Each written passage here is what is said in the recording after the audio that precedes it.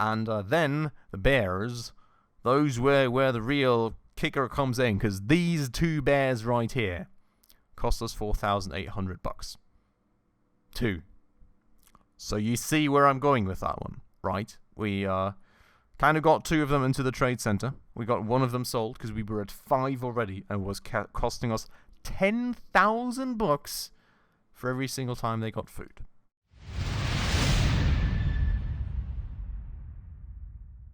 Alright everybody, hello and welcome back to another episode on Planet Zoo with me, Spacefish. And welcome back to our beautiful, busy zoo. As you can see in the bottom left corner, we do finally have some amount of money again. And what a crazy fight it has been, I can tell you. I think I've spent the better part of an hour fighting back and forth with the game to try and get us back on track, and we finally somewhat are, a little bit. But let me start from the beginning.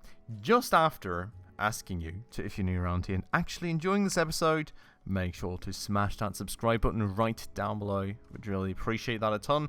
We're still a very small channel and currently trying quite hard to hit 1,000 subscribers, and every single person just truly helps out a ton. But with that said, let me go and start trying to explain what all has happened ever since the last episode, because there was quite a bunch of things happening. First things first, we had a crazy outburst of sicknesses out here, which luckily, after some fierce fighting, we managed to take a hold of, but unfortunately, a few animals have died. That said, I mean, you see just how many of them are running around, so generally speaking, not much of an issue. That said, I have discovered some quite important parts to the game that have really kept me busy and gave me quite the run for my money. First things first, I guess, is as always, guest happiness. And guest happiness was quite the challenge, because this whole situation is like constantly evolving. There's always stuff happening. Basically, every 2 seconds there was things getting vandalized, which you really need to stay on top of. Every 2 seconds, somehow the litter was overflowing everywhere, and there was litter all around, which you also have to keep track of. And, then there was like animal offspring, and there was like animal protesters, because there was too many animals in these exhibits again. There was a constant cycle of like impeding doom, and it was absolutely horrible. On top of that, then we really ran short on some staff, so I had to hire some cleaners to take care of this entire thing right here, because it was just absolutely getting battered, and the one cleaner wasn't able to keep up anymore. And then on top of that, we actually went ahead and hired 2 educators for the zoo to get up our education ratings a bit, which did honestly help in terms of the zoo reputation for a little bit also, and in terms of the average guest education, that quickly went down again though, which is not all too great. And then on top of that, you can see our general rating right there. We've got the animals, of course, we've got the conservation, which is beautiful, guest education then, which was the important part, which is kind of fluctuating back and forth still. I'm really not quite sure why we are that low, because we do now technically have 2 educators at least roaming the zoo, where you do have all these screens and speakers and everything else. I guess we still need to upgrade on that regardless. And then, I mean, honestly, marketing is quite terrible, which I do have to say I'm a little bit confused about. Maybe because we didn't set these 2 renewing, so we may want to go get some level of marketing going again somewhere, but on the other hand side, it's also not like we're still really crazy in the green. The other thing that I then discovered, which was quite essential, to be honest, was that, well, every single animal, which, I mean, does make sense if you think about it, every single animal that we have costs us food, money, and we have quite a lot of them. Especially, we do have a lot of wolves, which, if we have a look here, cost us $4,800 to feed. And, we do probably need to slim that down a little bit to try and not spend too much money on those. And then the bears, those where the real kicker comes in, because these 2 bears right here cost us $4,800. 2. So you see where I'm going with that one, right? We Kind of got 2 of them into the trade center. We got 1 of them sold because we were at 5 already, and it was costing us 10,000 bucks for every single time they got food, which is insane. And we kind of just went through the zoo a little bit like that. So I did kind of slim down the herd here and there, get rid of a few wolves. I did sell all the animals from the exhibits that we didn't require anymore to actually make a little bit of money on top. And then we kind of just went through. That said, there is a few habitats here I would say generally remaining to be optimized. I would, first things first, send those animals that are... We could also rehome them and so just keeping them in the trade center, to be honest, but that costs us money, which is kind of... I would like to rehome them. On the other hand side, the issue is that it costs us money and we don't have any. So as annoying as it is, we will kind of need to leave them as is for the time being. Then we have all these animals in here. It's 2,600 bucks, which is also, to be honest, quite crazy. And what I've also somewhat learned is that in general, you don't really necessarily want to have too many male animals in one habitat, because this is basically what always causes the fighting, right? And that causes injuries, and the injuries in turn, and the fighting have negative effects on the guests, and they're not happy again. So it all is a cycle of doom. You don't want it to happen, ideally. So what we're going to do here is we will be moving this lad here. I don't know what his exact name is because I can definitely not spell that, but we're going to send him to storage in the trade center. And we will go sell him for a little bit of extra money. On the other hand side, also saving us some food costs.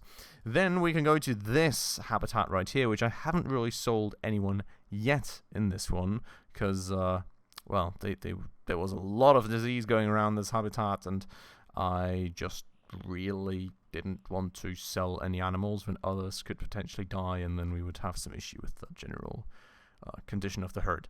But here... you can see that generally speaking, I guess, this is quite fine. These guys are quite old anyway, so we'll just leave them to it. They're not expensive anyways.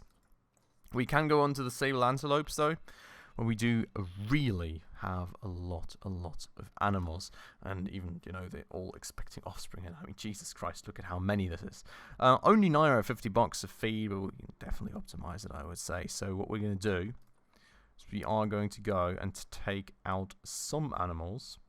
I would actually really like, I have to say, to get a quick overview. We do have that here, right, of how, like, what quality? Yes, so here, the score, so we can kind of compare a little bit and not get rid of our best ones, right? So, generally speaking, we will grab Zawandi here. I would argue, which is a female. I'm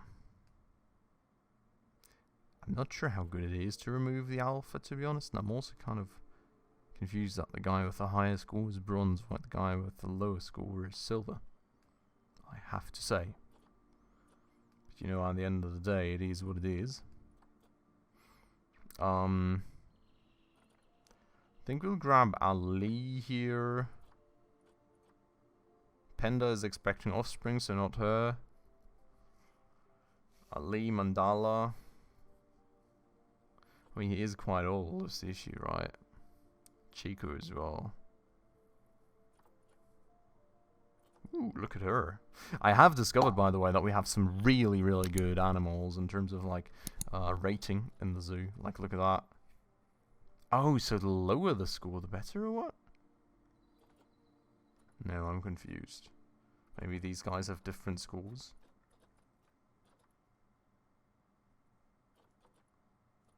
I am not entirely sure. But generally speaking, for example, especially for the bisons, I can say just how many of these are golden. It's insane. It is absolutely insane. So, that bit is going well.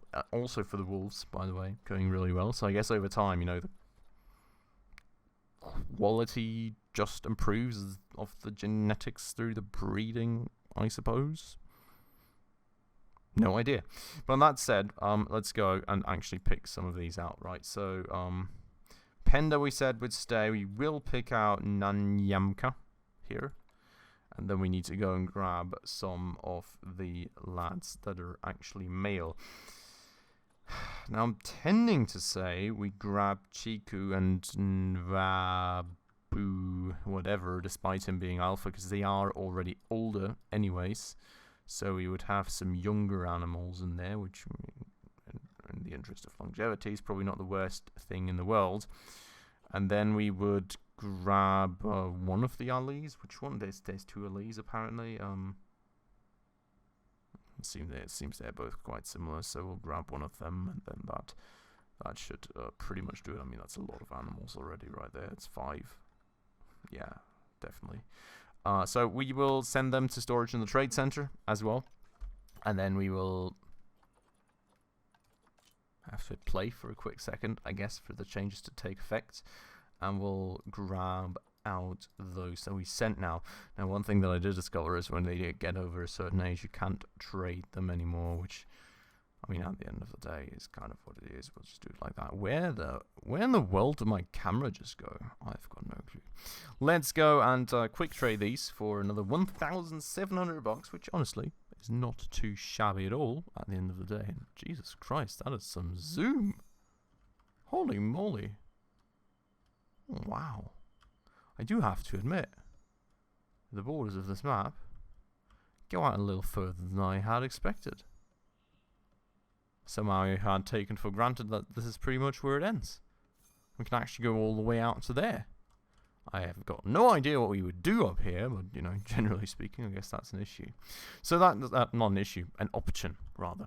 So that said, though, that means that we have finally got an ample amount of money to work with again, so that is something at the very least. And of course, low welfare again. We are next to I mean, honestly, that's the one thing that annoys me a little bit currently, is that whatever we do, there is always too many animals in the animal exhibits, because there is always, like, absolutely always, instantly an overflow.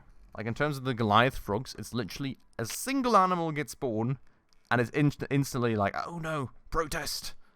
Like, there's no extra space. And still there is breeding happening, so that's a bit annoying. I did read that, technically speaking, I guess, you can go and sell those as well. Technically speaking, you could go and somehow, I guess, get the animals and fertilized, so that doesn't happen anymore, but I don't know. At the end of the day, it's also making us good money. It's just really hard to stay on top of that. You could see right there, I mean, 3 animals, 1,100 bucks. It's a lot of money right there.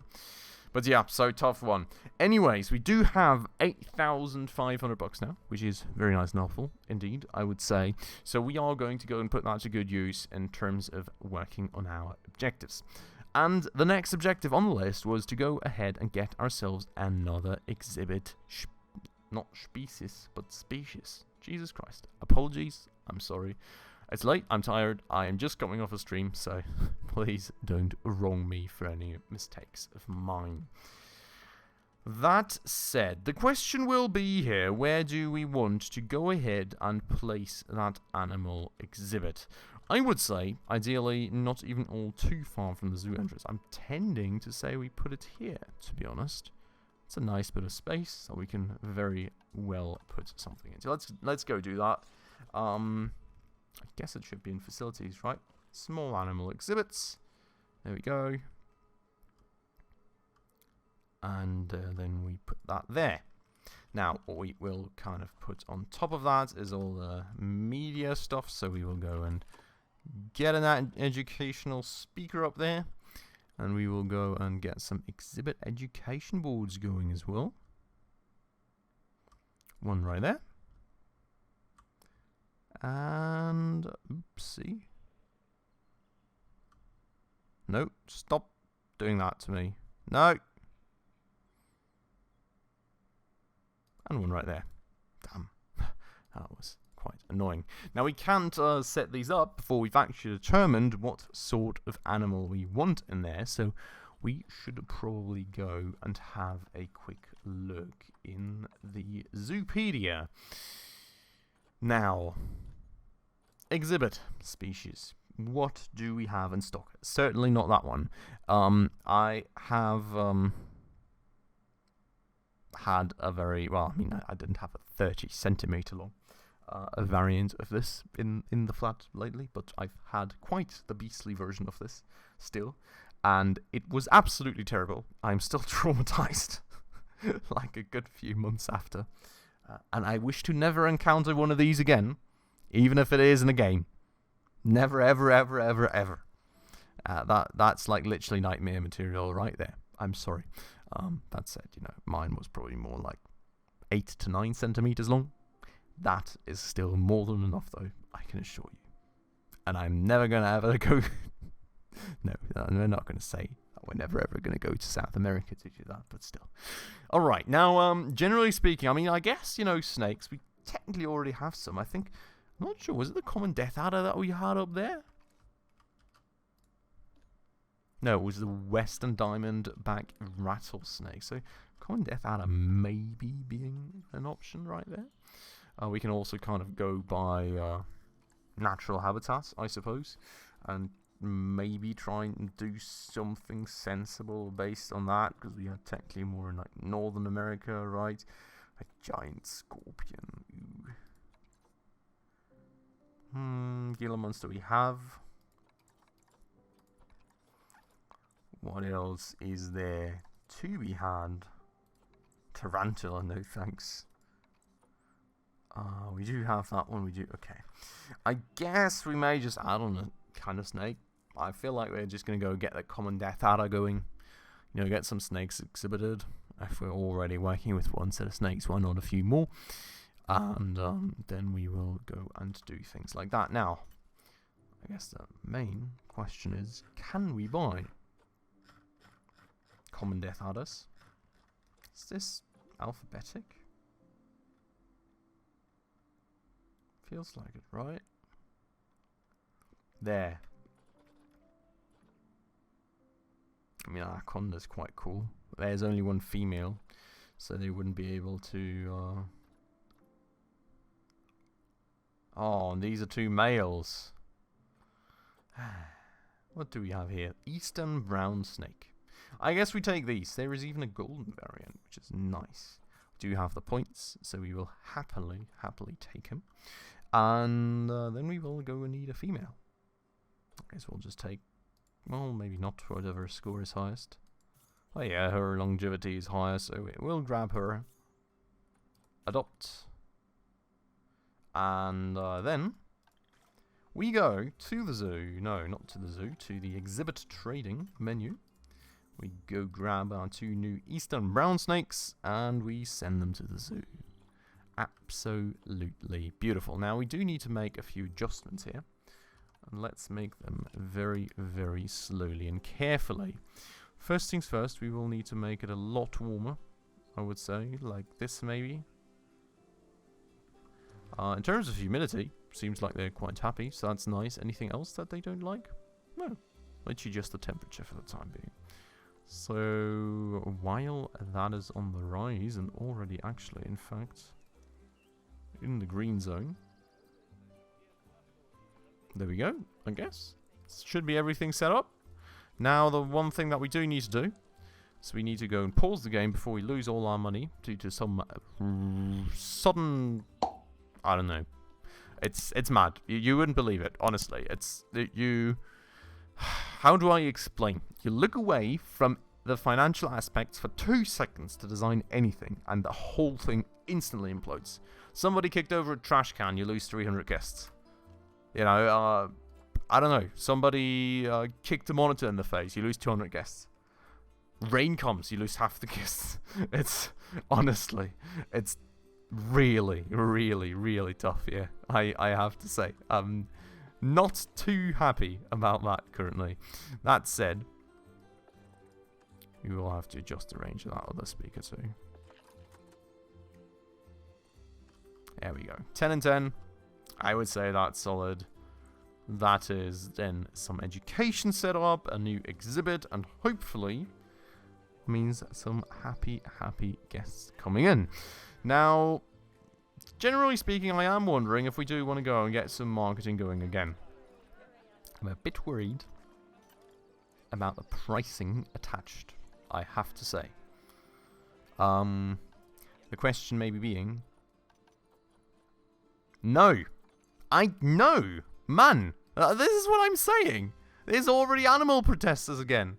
There's instantly animal protesters. Now there is cleanliness issues. This is actually the second time in a row, by the way, just saying. We did also, on top of that, also have to add that, I guess, have some issues with the work zones, so I'm going to go and control that now, in fact. But yeah, I don't know. It's really keeping me on my toes, this. We will go and add this as well to the whole work zone.